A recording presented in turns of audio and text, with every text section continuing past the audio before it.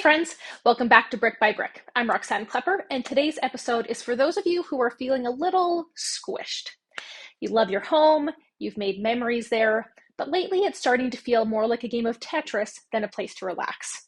The kitchen is tight, the bedrooms are on top of each other, and the idea of one more hockey bag in the hallway makes you want to murder someone, but you don't look good in a jumpsuit. You're craving more space, better flow, maybe even room for a second fridge, but you're also trying not to lose sleep over the price tag. So today we're talking about what it really looks like to upscale without overextending. I'll walk you through how to use the equity in your current home to make that move. And I've got two amazing guests joining me today. Arlene DeMars, mortgage broker extraordinaire, who's going to share financing strategies that won't leave you cash poor, and Mindy Smythe with KCB Cabinets, who's going to help you reimagine older homes so they work better for modern family life. Let's get into it. So why upscale now? Let's be real. Homes that worked great when your kids were toddlers might not cut it when they're teenagers with stuff and attitude. I see a lot of clients in their late 30s to early 40s, sort of ready for the next step. They want a bigger kitchen, a home office, maybe a proper mudroom that doesn't double as a laundry pile. But here's the secret. You don't need to stretch yourself thin to get there. Our market has seen a significant increase in the last few years. So there's a good chance your home is worth more than you paid for it, which will go a long way into helping you get into the home of your dreams. What holds most people back isn't the move itself. It's how to make it all work financially and emotionally without tipping over into overwhelm. So let's talk money. Let's paint a little picture. Young family, kids have grown up now, maxed out on space. No one has room to breathe, but new construction is just so expensive. And who has the cash laying around to finance a reno? Okay, Arlene, can you walk us through how a family might use the equity to buy a new home and roll their renovation into their mortgage? Help us with the strategies. Well, there's a couple of different ways that you could approach it. If they wanted to pull an equity takeout from their existing home, assuming that they're keeping the existing home that they have, they could probably take up to 80% of the appraised value, providing they qualify, right? And so pull that equity out, put that towards a down payment. But then on the other side, on the purchase, the subject property that they're looking at buying, we can also access the purchase plus improvement program. And so that has changed a little bit in the last year. Prior, we were only able to get 40,000 on improvements, but now we can access up to 100,000 for improvements. And Whoa. if we pick the right lender, we can also get three draws, right? So that's helpful if Okay. you're doing more than one work, bit of work, or it's a large amount where a contractor may want to take, they may not want to Yeah. wait till the end, right? Because they didn't do draws before on the 40,000, right? It was just a one shot. You did all the work, you paid for it all, then they basically reimbursed you. Yeah, Okay. absolutely. And there still are some lenders that will kind of work under that program. So, but we usually will pick a lender that's a little bit more open and willing to do draws, right? Yeah. Usually the work has to be completed within 90 days. However, if the scope or the like contractors are busy right now too. So sometimes one of the challenges can be getting the job done in the 90-day time frame. But most lenders are pretty reasonable. If we know what kind of extension we need, 120 days, isn't uncommon. We've also accessed that as well. So yeah. Okay. And so tell us about requirements for the Purchase Plus. Obviously, this sounds like it's something that has to be very organized, right? You'd have to have quotes into the lender. Tell us about that part of it. So the main thing is allowing more time for the transaction, because the big thing Okay. is you have to have the contractors have time to get into the property and, you know, do the work Yeah. to provide the quotes, right? Yeah. So that's usually where we run into snags. So a lot of it even might be, talking to that listing realtor, because sometimes we've had problems with, the lister not wanting to provide access to the contractors, right? And you may need them in more than once if you've got a flooring Oh, for contractor. sure. mean, obviously, if you're using a one-stop shop where they can quote it all, that's ideal because it can be broken down. But not Yeah, everybody does that. So if you start talking, you might have an electrical quote, you might have windows, you might have a roof or whatever, right? So there might be multiple contractors that need to go in and, have access so they can provide the quotes. So that's usually the biggest snag or what takes the most time. But essentially what they right, do is, if the purchase price is 100,000 and the improvements are 100,000, then really it just gets all added into one. So that they only have to put 5% down based on the total amount, the purchase price plus the improvements, right? So, right. for a client, it does require less capital up front, right? And it also is at a cheaper rate. If somebody is thinking about, oftentimes I have clients say, well, I don't want to bother with it. I'll do it afterwards. And it's like, no, you can't get it afterwards because if you're looking at doing a high ratio purchase where you're only putting 5 or 10% down, you're not going to be able to access any more capital out of that property until you have at least 20% equity, right? So, Right. because the maximum you can advance is 80%. So, this is the time to do it, right? You're Right. accessing what you need up front. It's requiring less down on your part, and also you're getting that the whole thing is coming in at a mortgage rate as opposed to, you know, piecemealing something together on a personal line of credit where you're now carrying more debt Yeah. at a higher And price. I think it's so much easier at the beginning when, because our market has gone up so much in the last 3 years, Yeah. you have all this equity from your home. Why not take that increased down payment, do your Yes. purchase plus, get all of those built in now so that you don't have to worry about it later. It's a more work to secure the financing now, but you got to secure financing anyways. Yes, exactly. And I mean, Yeah.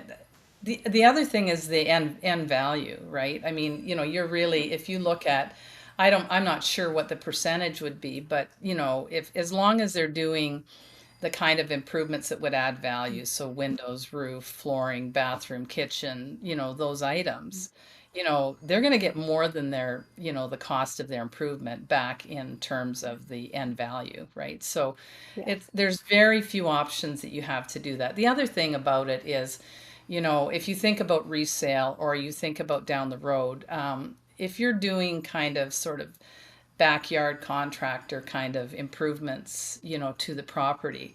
Sometimes, I mean, and I know this just from my own personal experience, people, think that they've done this wonderful job on the house Oh, that they've spent maybe 100,000 on, but it just doesn't come together, right? So, somebody with an eye that can sort of pull the whole project together, right, is yeah. is money well spent, I Yeah. think. I think there's nothing worse than going into a home, like showing buyers a home that's been listed and it says it's been updated or it's got all these things, and you get there and there's 2 centimeter gaps before the vinyl plank floorboards. You know what I mean? Yeah, Or the trim boards. It's like, okay, you can buy this and you can pay more money for it if you want to, but you're gonna redo this all, and now you're paying for their shitty reno job. And I that's a absolutely despise that. And that's exactly yeah, what I tell my buyers. You are going to yeah, pay for their shitty reno, plus you're also going to pay for it when you redo it. yeah, So exactly.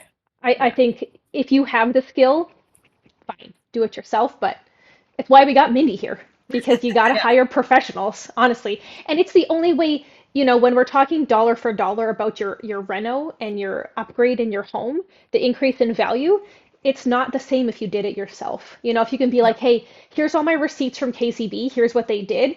Now a person sees that value, right? They see the dollar amount. Your time, no one sees that. Yeah, and the other thing about that is all you're going to be pulling proper permits, right? Because, Hmm. on resale as well, people are looking for, was this job permitted, right? Yeah. You don't really want to be, running up against those kinds of issues. And if it's done professionally and upfront, even the bank likes that better, frankly, right? I'm sure. Yeah. Yeah, nothing worse. I find buyers right now, because home pricing has increased so much. I find buyers incredibly picky. like Oh yeah. incredibly, you know what I mean? They're paying $100,000 more for this home than they would have 2 years ago, and Right. they want it to be done right. They want it to be clean. They don't want to have to fix stuff, Exactly. especially permits. Permits has Especially, gone to be a big issue.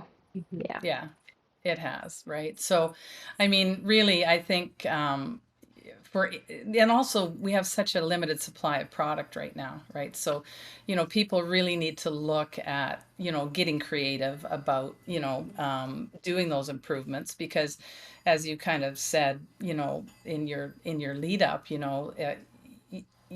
you like the property, it checks most of the boxes, but there's two big ones that it doesn't check, yeah, right? So, yeah, you know, um, having a little patience, right? You'll pick up more equity, and at the end of the day, you're going to like the product better as well, right?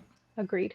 And Yeah, really, every time you're scrolling through, listings online, whoever it is, if you see some beautiful older home that got redone, have you ever yeah, seen a home more beautiful? Even a new build isn't as nice as those old homes that got redone. Everyone loves them. And I yeah. find people are willing to pay more money for them because they're unique and there's not another home like them. That's right. And also usually, what people maybe lose, focus on is all of the landscaping that usually comes with that kind of a home, right? Much bigger lot, mature landscaping. It would cost you hundreds of thousands, to get trees the size that you see in those Yes. kinds of properties, right? So, Yeah. there's both the hard value and then there's also the perceived value, right? And, that's Yes. what sells the house, right? Really, Very much that's what so. house, Yeah. right? Agreed. And Yeah. so do you see lots of people doing Purchase Plus? Yeah, we do. It's Yeah. Yeah. we definitely, and it's something that, I try to talk about, like with realtors like yourself, to say, hey, if you've got the client, don't forget about this because we can actually access, up to the 100,000 mark, right? So, I know that that doesn't go a long way at the way costs have kind of come into play, but it does. I mean, it should get you a kitchen, bathroom, Yeah. flooring, that kind of thing, right? Which is, I would say, where 90% of the work is done is in those Yeah. areas, right? Sure. Um, we do see some where somebody would ask for a secondary garage and that kind of thing, but by far and away, Oh, it's flooring, kitchens, bathrooms, and I'm sure Mindy could probably sure it attest is. to that. Yeah. Oh, yeah. Absolutely. Yeah. Yeah. And so, okay, so let's talk about the fun part of it, which is the reno part. So turning that older, maybe dated home into your dream home. The comment that I get the most from people, like we just chatted about, is, well, Roxanne, I got to pay this much money for the house and I got to pay this much money for the reno.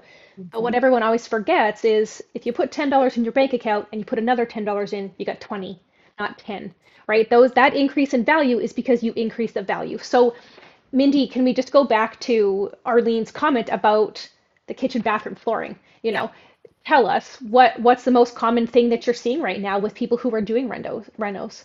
Yeah, absolutely. Arlene is 100% correct. The kitchen is that primary focal point for people. I would say 80% plus of our renos have a kitchen component to it. Yeah. Taking that honey oak out in a lot of cases and updating it to either a painted MDF or some of those beautiful new woods that we're seeing. Lots of that rift white oak and so forth. So, yeah, definitely the kitchen is a primary focus. With the bathrooms not falling far behind that, especially the primary, the ensuite. We see a significant amount of renovations where people are moving away from kind of the older school jetted tubs and so forth, and going to standalone showers or going to a standalone tub with a custom tiled shower. So definitely seeing those two areas as primary focuses. And so in the renos that you've done in the last little while, for the older homes, Yeah. are there people who are building more significant structural updates to it as well? Are people Yeah. taking out walls? Are they adding insulation, doing things like that? Yes, Yeah. absolutely. As we've seen in new homes where we're going to more of an open concept, we're seeing in renovations people looking to focus to that as well. So definitely we're taking out walls in the kitchen area between kitchens and living rooms to add that larger space, that open feel to it. And quite often that involves putting in a beam for structural requirements just to be able to open that up, because a lot of those older homes had load bearing walls in those Right. kitchen areas. So, yeah, no, absolutely. We're also seeing additions as families are growing, and we're seeing a little bit more of the his, hers, and ours. We're definitely seeing people's need to expand their building envelope. And so we're seeing Okay. additions as well. Hey, cool. And so, Arlene, will you touch on that for a second? I think we've talked about this before in a different podcast, but if Yeah. someone had a mortgage come up for renewal and they wanted to do an addition rather than move, could they do a purchase? Tell us. So that would be, that would be an equity takeout. So it depends a lot on if they have decent value in their home and, you could pull all the equity out, to Yeah. complete the Oh, rental. okay.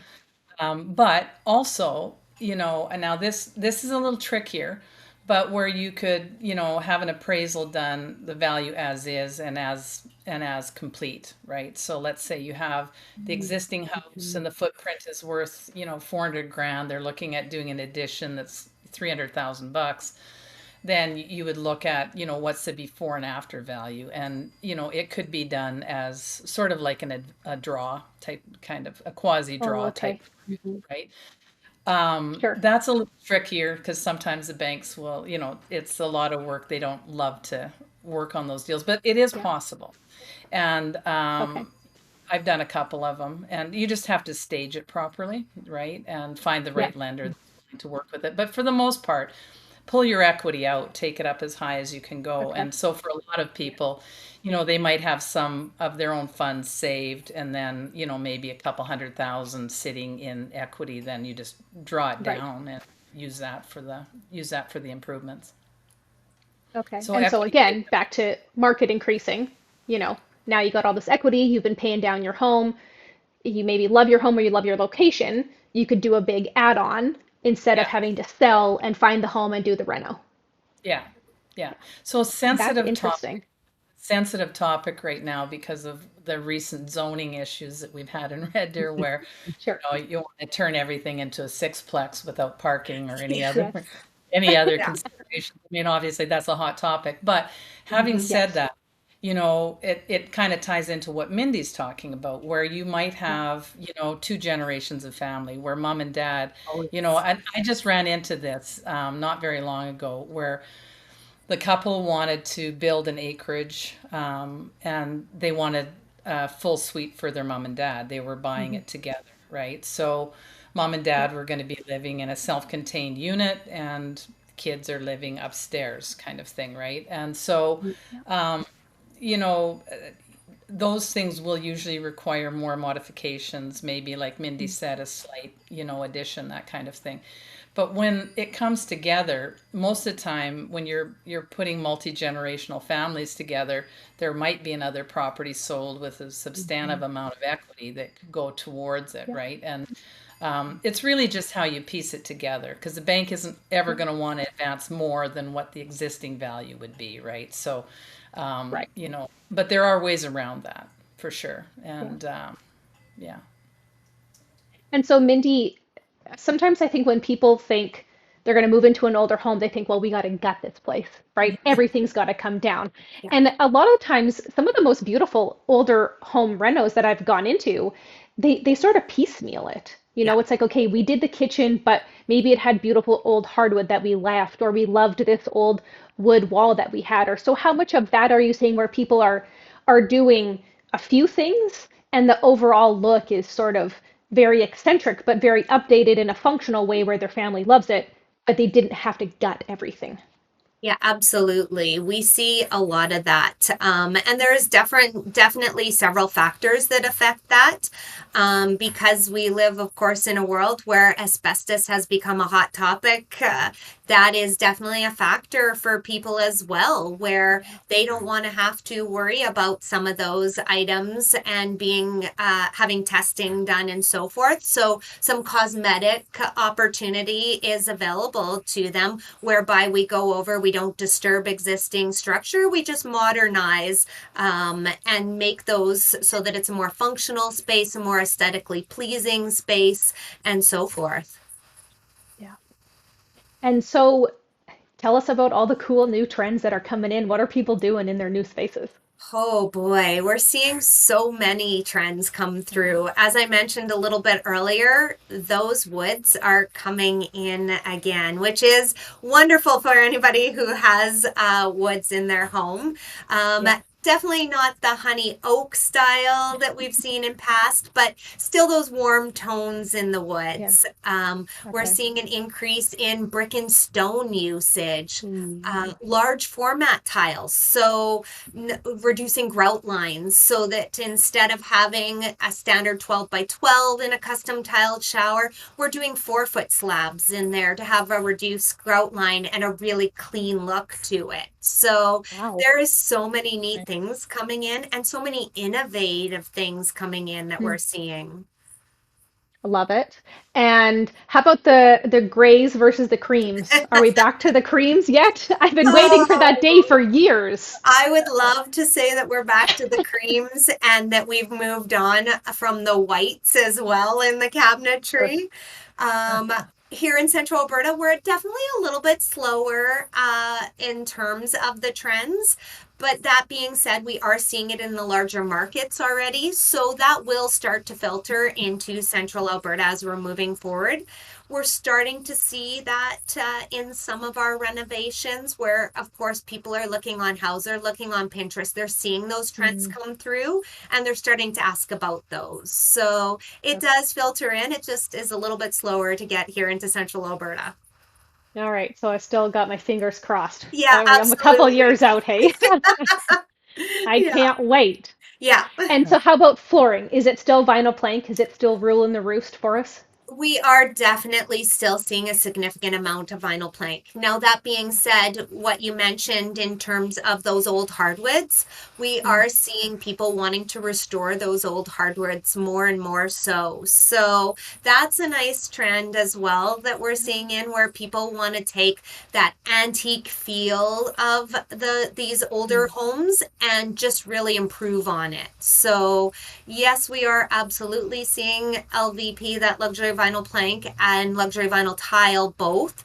In renovations, we are seeing a move to preservation of those older materials as well. mm. Which I love that. Again, it just Yeah, makes such a unique feel in a home when you got maybe yeah. new kitchen and old floors. I love that look. Absolutely. Yeah, that Yeah. modern meets Mhm. antique is definitely a hot area. Yeah.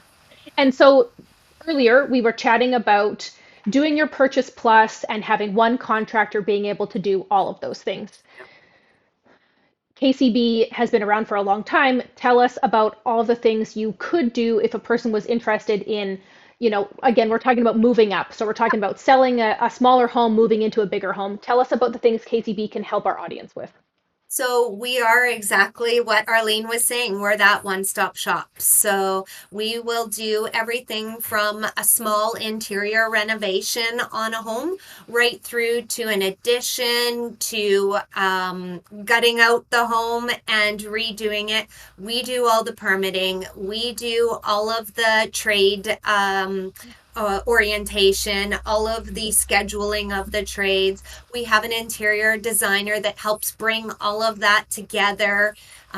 We're seeing more and more too that people have an antique piece that's been handed down through the generations that they want to incorporate into their design. So our interior designer works with them to make the space cohesive in a new space that they're purchasing and doing a purchase plus on, or looking at pulling a HELOC on their existing home Mm. and looking at doing those improvements. Okay, very cool. And so, Arlene, will you remind me one more time? I know you said it earlier, but what's the deadline for the purchase plus for the completion of it all to be done? 120 days? Well, it's 90 is kind of the standard, Oh, but if okay. we know up front that it's going to take longer than that, I'll just submit Yeah. it as an exception, maybe 150 days, Okay. whatever. And one thing that I will say does help is having a one-stop shop, right? Because, and then, maybe you do need to do 3 draws or something like that, for the Mhm. contractor. But, for the most part, people, there's very few people that want to manage a multiple pronged Mhm. project, right? Where they might have some Yeah. plumbing and some kitchen and all the rest of it, right? So, I think that's probably what holds most people back, right? Is, Mhm. Yeah. they think, oh my God, I have to go arrange all of this myself, right? So, Yeah. being able to refer them to somebody who can just sort of look at the overall picture and say, this is what you're looking at doing. Is your budget realistic or not? That's number Hmm. one, right? Yeah. Because people Yeah. have very unrealistic expectations about what things cost, right? So that's the Oh, first yes. thing my mouth. Okay, you need to make sure because what you're telling me sounds like a lot more than 100,000. So, that's number one, right? So, Yeah. it takes a little bit more work to coordinate and put it together. But if you do it up front, it's way less on the back end, right? And less hassle as well, Yeah. for sure. Yeah. For sure. I had Yeah. a question that I was going to ask, and now I totally forget. Oh, our broker, he's got a saying with the realtors that it's like herding cats, but I imagine that's what it would be like for an unprofessional person to have to Oh, try and organize different tradespeople, 3 or 4 in one day. And again, that's why with Mindy, you get everything. They do everything. You yeah. just you pay the money, you do the design, and they do all the work, which I think is fabulous. And the same with Arlene for the financing, right? A person says, "Hey, this is what I want to do," and Arlene does all the legwork to make it happen in the background. Yeah. Yeah. Yeah, for sure. So I see these trends where the market is going, where people are like, wow, new builds, it's so expensive. And then you got the landscaping and the blinds and the basement and all the things. And I think there's going to be a shift where people are going to start buying older, bigger homes Hmm. and updating them accordingly. And I think we've already seen a lot of it. And I'm looking forward to that because I think there are 3 or 4 really amazing neighborhoods in town that Yeah. are ready for those homes to be renoed, right? You think about the heart of Red Deer, those homes are ready for it. Yeah. Yeah. Absolutely. Absolutely. Well, And thanks I for mean, being here, ladies. Oh, go ahead, Arlene. no, I was just going to say, I do want to reiterate that, people should really take a longer, harder look at doing this kind of thing as opposed to a new Yeah. purchase. Because really, when you look at the cost of construction right now, Yeah. there's so much more added value that you can have if you buy right in the right neighborhood and do the right work to it, right? So, Yeah, I think it's a good opportunity for somebody with a little patience and a little bit of vision, right? That's where the agreed. KCB comes in because they have that vision, right? That, Yes. somebody might see they like whatever, but they don't know how to make it happen. So, I agree. Quite often, my team of renovation specialists will go out for their site visit, which is our initial visit with the homeowners, and they'll suggest items to homeowners, and the homeowners will often say, I had no idea that was even possible. So, yeah, yeah, absolutely. That's cool. yeah, And very if cool. if you guys have never been to KCB Studio, you should go check it out. It's stunning. It It's is beautiful, stunning. and they have this huge space upstairs, and it is stunning. Thanks so much, Mhm. ladies. Well, thank you guys for being here. Thanks for sharing all of your expertise, and I really appreciate that. And like always, I will have both Mindy and Arlene's contact info on the episode notes so that if you want to reach out, if you want to check some things out, if you have questions, please feel free to reach out. You know, just like with my services, obviously it's always no obligation. Reach out, have a chat. And if it seems like it's going to be a good fit, and I guarantee that it will be because they're fantastic. But it's just starting the process, right? You don't get anywhere if you don't start. So thanks again Yeah, for joining me, ladies. This was thank you. fantastic. Yeah, Thank it was you. great. Thank you. Yeah. See you. See you later. Let me say this clearly. You don't need to wait for perfect. You need a plan. You might not find the dream house, but with the right financing, a good eye for potential, and a bit of flexibility, you can absolutely create the home that fits the next season of your life. Don't get caught up in the trap of thinking it's either brand new build or nothing. Some of the best family homes I've ever seen were 80s or 90s builds with a killer reno and a family who made it theirs. So if your current home just isn't cutting it anymore, know this. You're not stuck and you're definitely not alone. Upscaling doesn't have to mean overstretching and making you house poor. With the right strategy, the right people in your corner, and a little creative vision, your next home could be the best one yet. Thanks for hanging out with us today. If you've got questions, you want to know what your home is worth, or you need help finding the right team, you know where to find me. And don't forget to tune in 2 weeks from now when we dive into downsizing with purpose for those looking to simplify, cash out, or just do life differently. Until then, keep building your future brick by brick. See you soon.